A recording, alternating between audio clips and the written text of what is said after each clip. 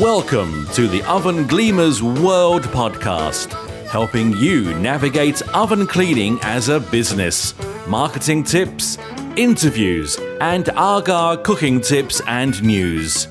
Now, here's your host, Graham Rogers.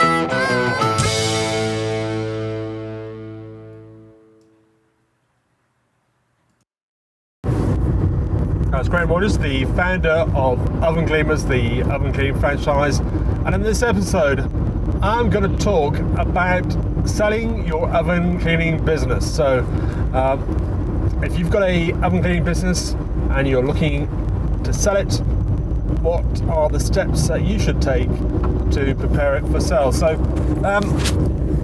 I think I've got some experience in this because not only do I sell franchises, so brand new franchise areas to people, but we also sell resale, so established areas with a client base, and this means that if you buy one of these, you've got a client base already, and it makes it a lot easier for you to start a oven cleaning business. And we've just sold one. We've just got a new franchisee into our Berkshire area. Our Oven Cleaners Bracknell was actually our first franchise, and we've just sold it, and the new guy there's going great guns. So for us, you could say that we've got everything in place, but there are still steps that our franchisees can take to ensure that their business is in a strong position so that they can sell it. So the sort of things that people, if somebody came along to look at your business, whether it's a franchise or an ordinary business, the first thing they want to do is to look at your client base. So the first question is, how healthy is your client base? And what I mean by healthy is that when you get your customer details, do you get all their details? So you get name and address, email address, how they got you, what sort of lead they found your company through. So for example, they might have found you in a local magazine. Are all those details kept, and are they all nicely organised? For example, in a spreadsheet, and can you see all those customers? Ideally, some of the main things, an email address for the customer is a good thing, and also a mobile number is a good thing for that client base as well. And the next thing you need to ask after you've looked at the client base, the next thing you need to ask is, how often is this client base contacted? So are they kept warm, or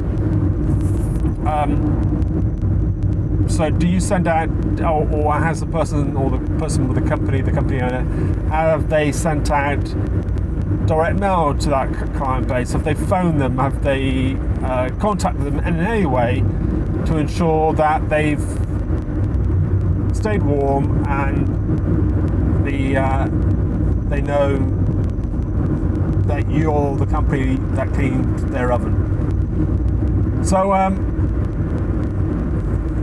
once that's established, you can work out how warm your client base is. So you should have a figure. You've got to work out how warm they are.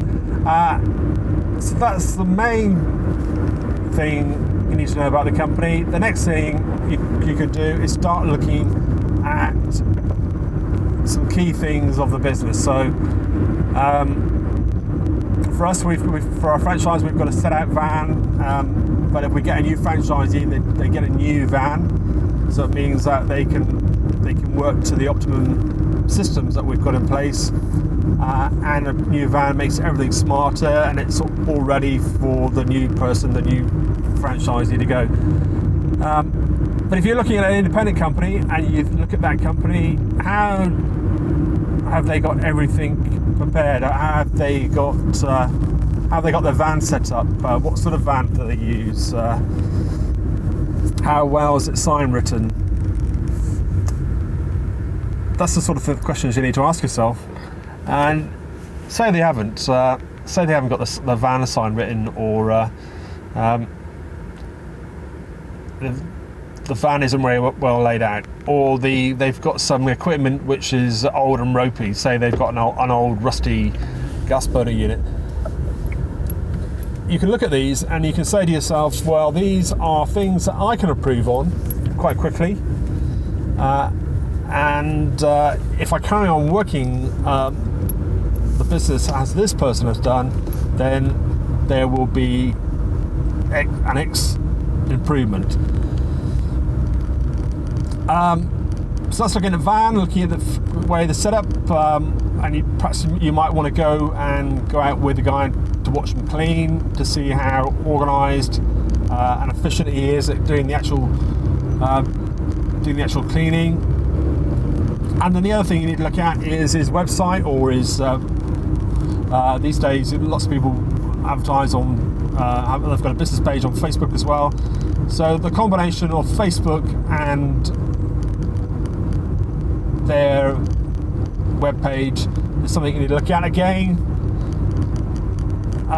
You can look at that from a point of view of improving it, and there are some big gains can be made from just rearranging websites and doing some additional marketing on Google and on Facebook to acquire a client base.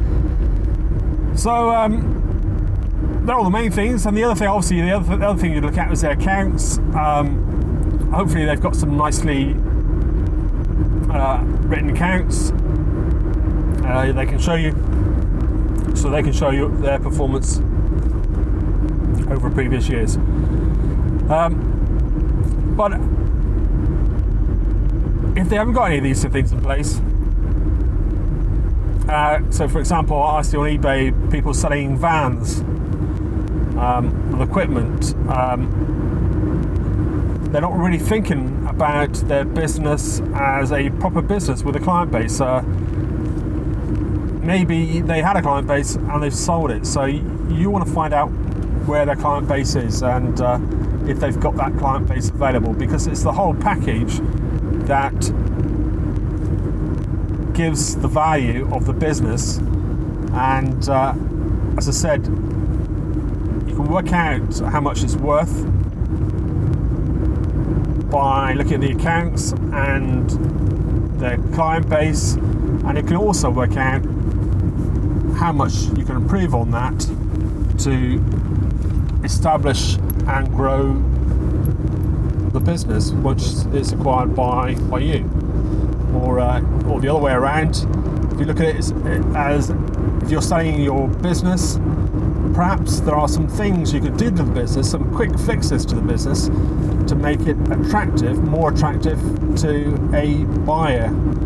Are there some things that you can do? For example, changing the website, getting that changed to make it look better. There are some things that you could do quickly just to improve the value of the business to a potential buyer. Okay, so that's Graham Rogers from Oven Gleamers. Until next time, thank you. Thank you for listening to the Oven Gleamers World Podcast. If you have enjoyed it, please subscribe.